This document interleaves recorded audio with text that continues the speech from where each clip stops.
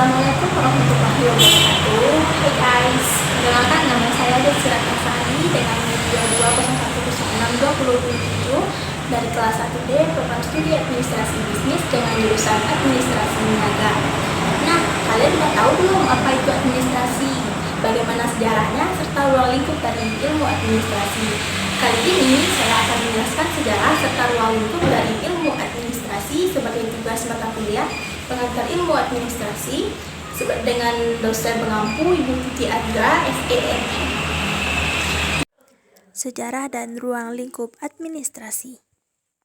Kegiatan administrasi merupakan kegiatan yang berperan penting dalam suatu unit bisnis atau perusahaan. Setiap perusahaan yang memiliki struktur organisasi yang baik, maka melakukan kegiatan administrasi untuk menjalankan aktivitasnya, mulai dari menghimpun, mencatat, mengelola, mengirim, menyimpan.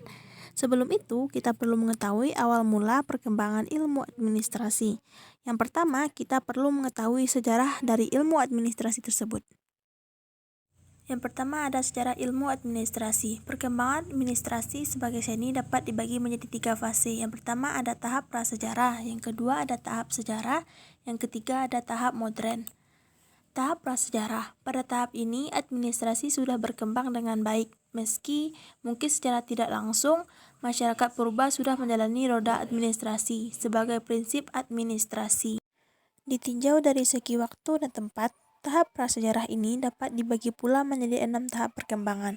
Yang pertama, zaman Mesopotamia. Di zaman Mesopotamia, masyarakat sudah menggunakan logam sebagai alat tukar untuk memudahkan sistem jual beli dalam perdagangan. Yang kedua, zaman Babilonia. Perkembangan administrasi sudah berkembang di bidang teknologi dengan adanya Taman Gantung Babilonia. 3. Zaman Mesir kuno. Administrasi sudah berkembang di pemerintahan, militer, perpajakan, serta di bidang pertanian. Keempat, zaman Tiongkok kuno. Sistem administrasi yang sangat baik yaitu merit system. Yang kelima, zaman Romawi kuno. Di zaman ini, administrasi yang sangat menonjol yaitu di bidang militer dan pajak. Keenam, zaman Yunani kuno. Di zaman ini sudah muncul konsep demokrasi. 2. Tahap sejarah. Administrasi berkembang lebih pesat lagi karena peran cendekiawan terjun dalam bidang administrasi. Ada 3 kaum.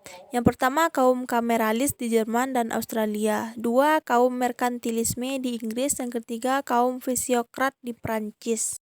Ketiga, tahap zaman modern. Administrasi sudah dikenal sebagai ilmu karena pada zaman itu dipelopori oleh Frederick Winslow Taylor, seorang sarjana pertambangan dari Amerika Serikat. 4. Tahap perkembangan administrasi. Pertama, tahap survival.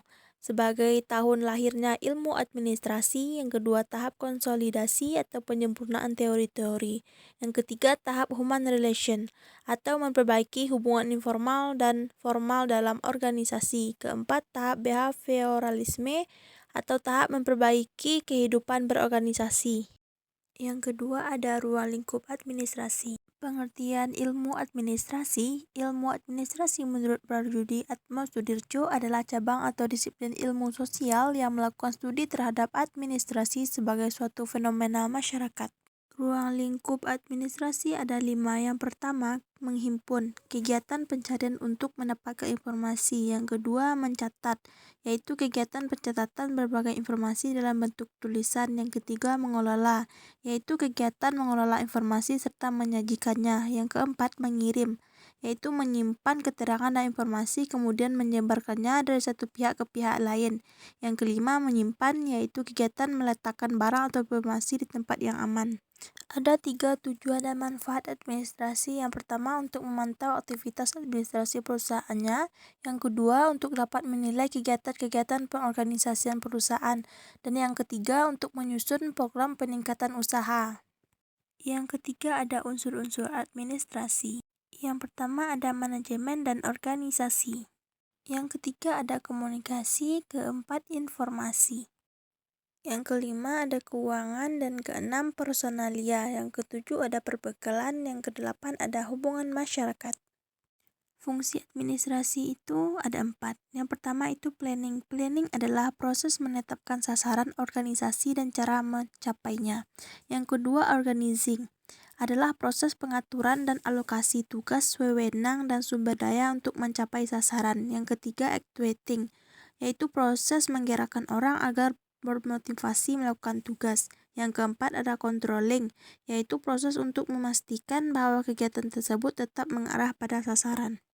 Jenis-jenis administrasi ada 4. Yang pertama ada administrasi perkantoran atau publik, yang kedua ada administrasi pembangunan, yang ketiga ada administrasi lingkungan, yang keempat ada administrasi negara. Sekian penyampaian materi sejarah dan ruang lingkup ilmu administrasi, semoga bermanfaat. Terima kasih.